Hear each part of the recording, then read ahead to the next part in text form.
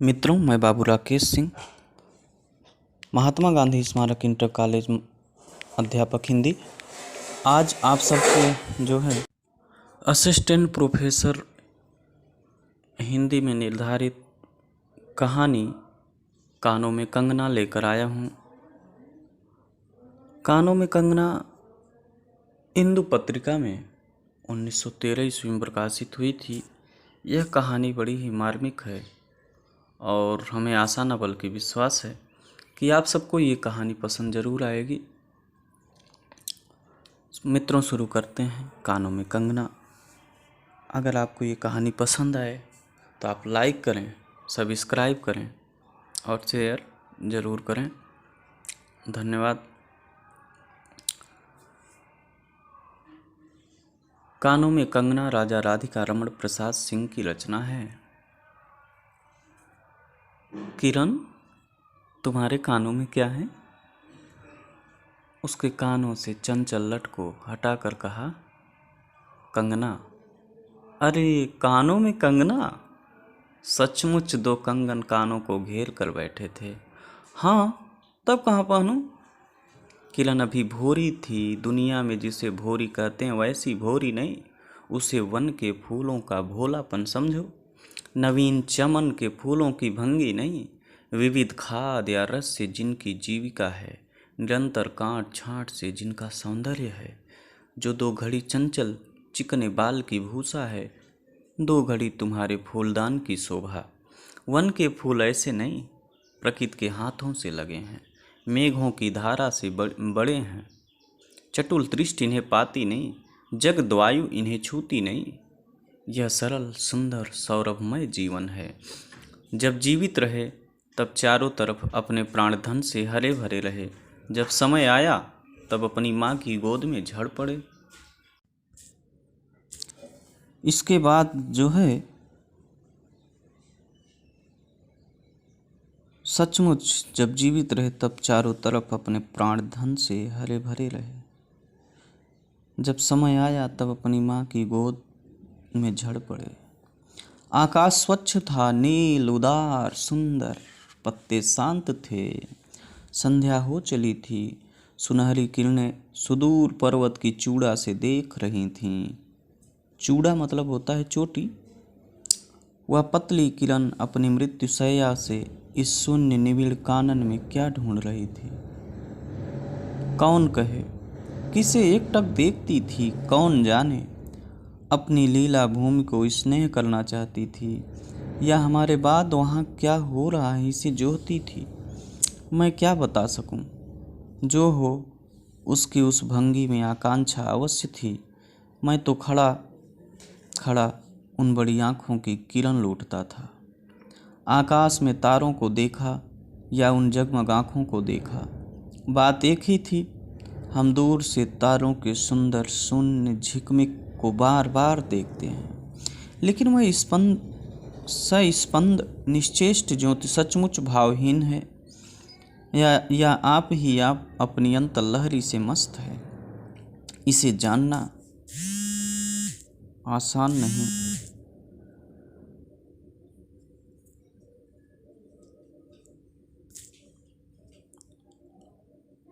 इसे जानना आसान नहीं।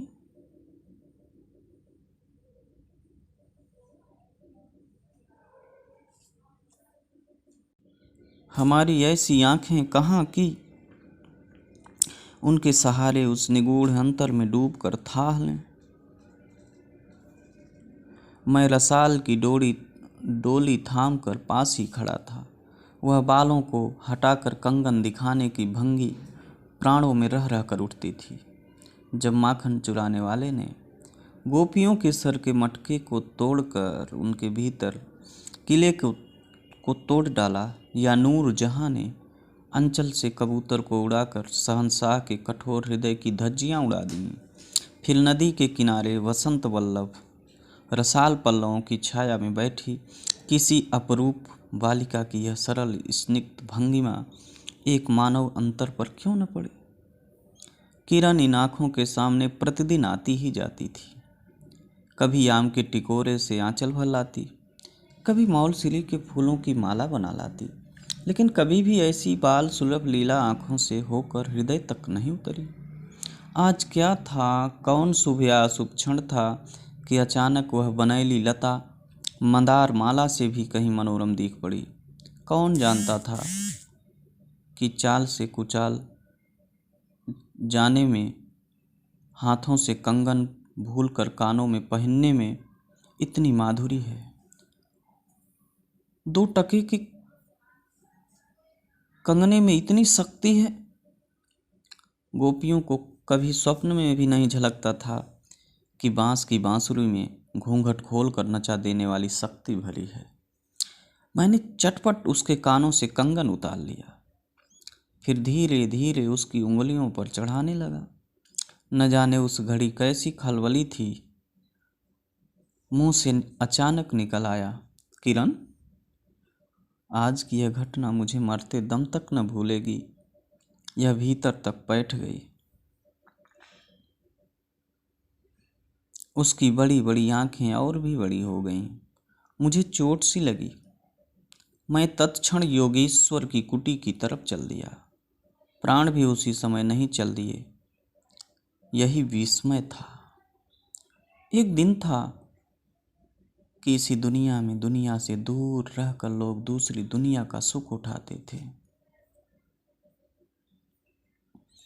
हरिचंदन के पल्लवों की छाया भूलोक पर कहाँ मिले, लेकिन किसी समय हमारे यहाँ भी ऐसे वन थे जिनके वृक्षों के साये में घड़ी निवारने के लिए स्वर्ग से देवता भी उतर आते थे। जिस पंचवटी का अत्यंत यौवन देखकर राम की आंखें भी खिल उठी थीं, वहाँ के निवासियों ने कभी अमरतर के फूलों की माला नहीं चाही, मंदाकिनी के छींटों की शीतलता नहीं ढूंढी। नंदनोपवन का सानी कहीं वन भी था। कल्प वृक्ष की छाया में शांति अवश्य है, लेकिन कदम की छैयाँ कहाँ मिल सकती। हमारी तुम्हारी आंखों ने कभी नंदनोत्सव की लीला नहीं देखी, लेकिन इसी भूतल पर एक दिन ऐसा उत्सव हो चुका है जिसको देख देख कर प्रकृति तथा रजनी 6 महीने तक ठगी रहीं। सत सत देवांगनाओं ने पारिजात के फूलों की वर्षा से नंदन कानन को उजाड़ डाला। समय ने सब कुछ पलट दिया। अब ऐसे वन नहीं जहाँ कृष्ण गोलोक से उतरकर 2 घड़ी वंशी की टेर दें। ऐसे कुटीर नहीं जिनके दर्शन से रामचंद्र का भी अंतर प्रसन्न हो।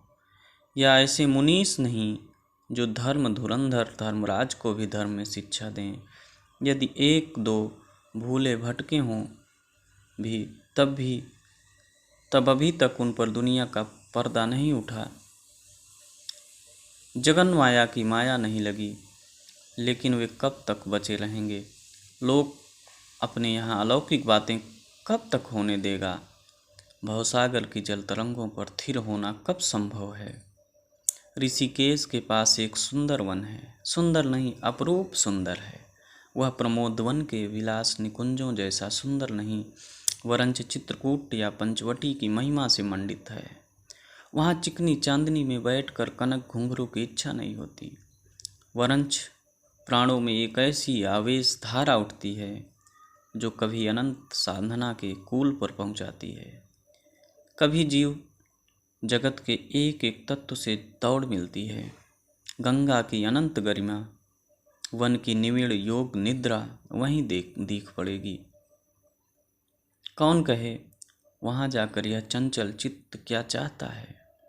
गंभीर अलौकिक आनंद या शांत सुंदर मरण? इसी वन में एक कुटी बनाकर योगीश्वर रहते थे। योगीश्वर ही थे, यद्यपि वह भूतल ही पर रहते थे, तथापि उन्हें इस लोक का जीव कहना यथार्थ नहीं था।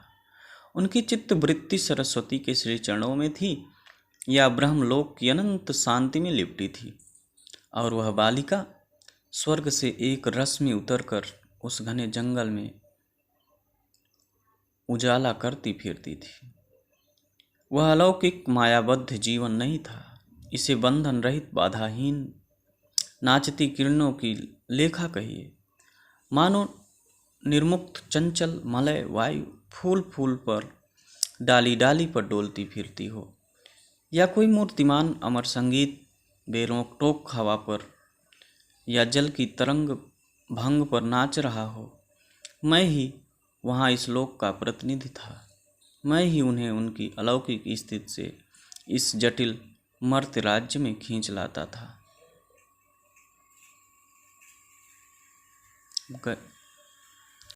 कुछ साल से मैं योगीश्वर के यहाँ आता जाता था। पिता की आज्ञा थी कि उनके यहाँ जाकर अपने धर्म के सब ग्रंथ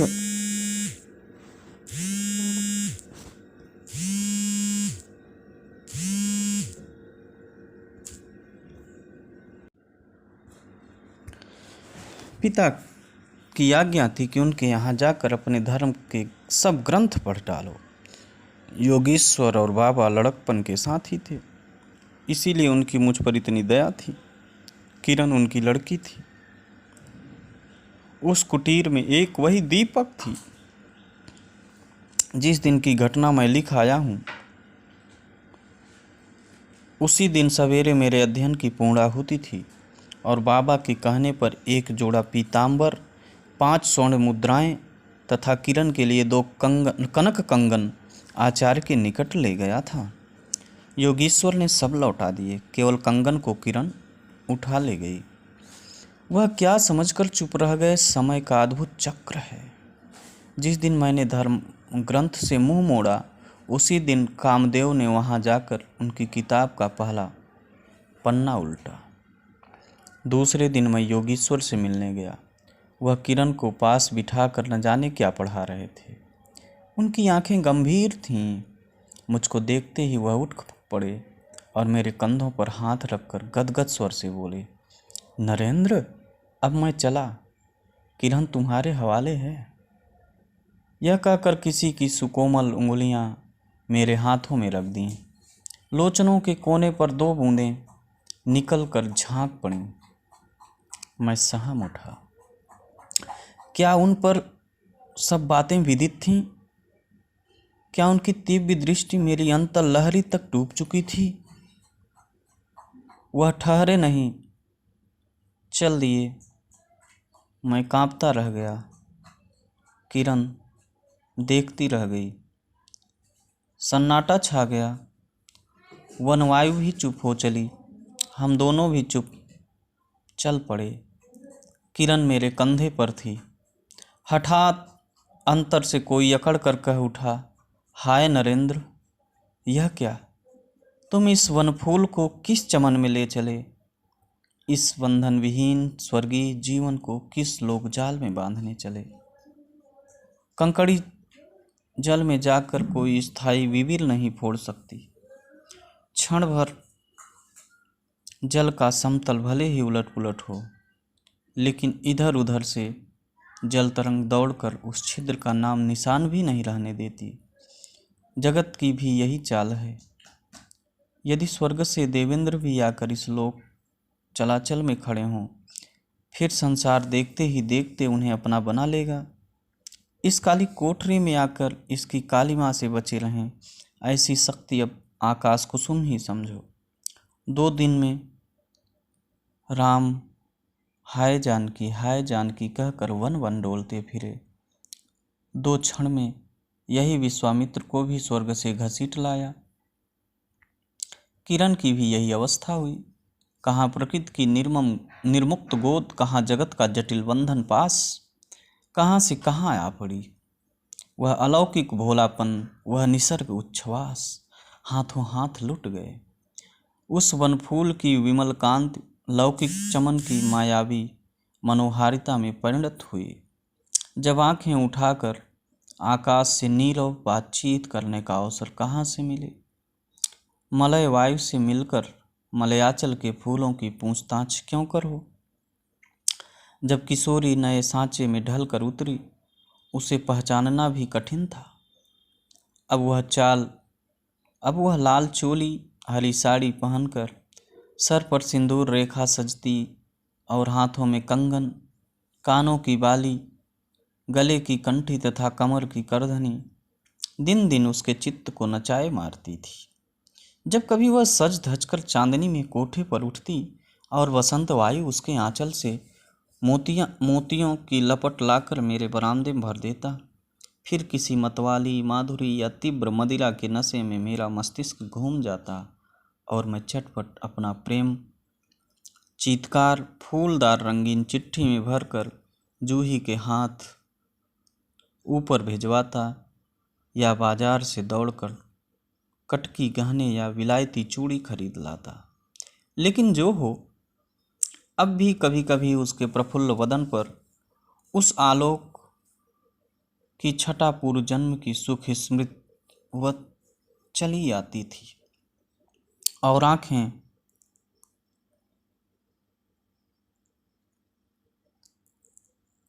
उसी जीवंत सुंदर झिकमिक का नाच दिखाती थी।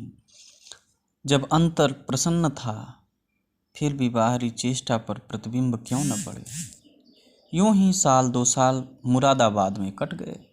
एक दिन मोहन के यहाँ नाच देखने गया। वहीं किन्नरी से आंखें मिलीं क्या, लीन हो गईं।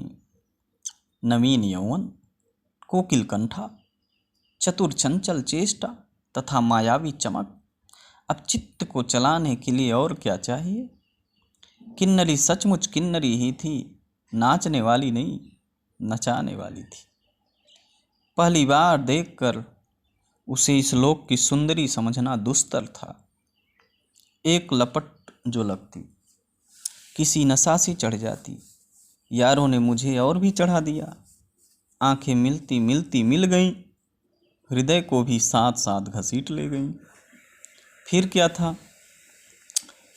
इतने दिनों की धर्म शिक्षा, सतवत्सर की पूज्य लक्ष्मी, बाप दादों की कुल प्रतिष्ठा, पत्नी से पवित्र प्रेम, एक एक करके उस प्रतीप्त वासना कुंड में भस्म होने लगे। अग्नि और भी बढ़ती गई। किन्नरी की चिकनी दृष्टि, चिकनी बातें घी बरसाती रहीं। घर बार सब जल उठा। मैं भी निरंतर जलने लगा, लेकिन ज्यों ज्यों जलता गया, जलने की इच्छा जलाती रही।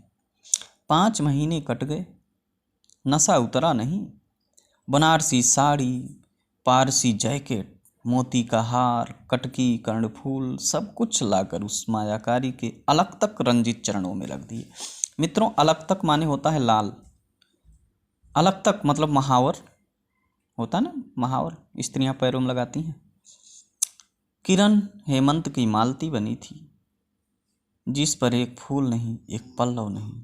घर की वधू क्या करती, जो अनंत सूत्र से बंधा था, जो अनंत जीवन का संगी था, वही हाथों हाथ पराये के हाथ बिक गया। फिर ये तो 2 दिन के चकमकी खिलौने थे, इन्हें शरीर बदलते क्या देर लगे। दिन भर बहानों की माला गूंथ गूंथ किरण के गले में, और शाम को मोती की माला उस नाचने वाली के गले में सशंक निर्लज्ज डाल देना, यही मेरा जीवन निर्वाह था। एक दिन सारी बातें खुल गईं। किरण पछाड़ खाकर भूमि पर जा पड़ी।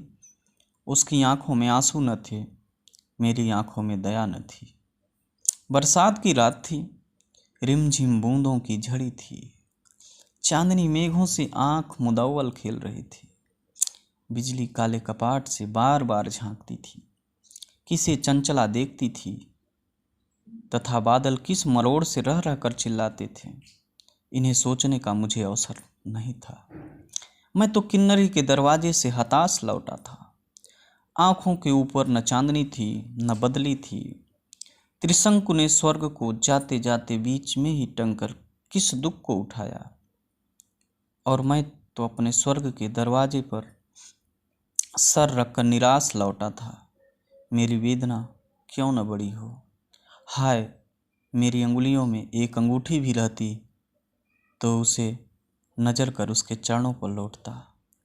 घर पर आते ही जूही को पुकार उठा, जूही, किरण के पास कुछ भी बचा हो तब फौरन जाकर मांग लाओ। ऊपर से कोई आवाज़ नहीं आई, केवल सर के ऊपर से एक काला बादल कालांत चीत्कार के चिल्ला उठा। मेरा मस्तिष्क घूम गया। मैं तत्क्षण कोठे पर दौड़ा। सब संदूक झांके, जो कुछ मिला सब तोड़ डाला, लेकिन मिला कुछ भी नहीं। अलमारी में केवल मकड़े का जाल था। श्रृंगार बक्स में एक छिपकली बैठी थी। उसी दम किरण पर झपटा।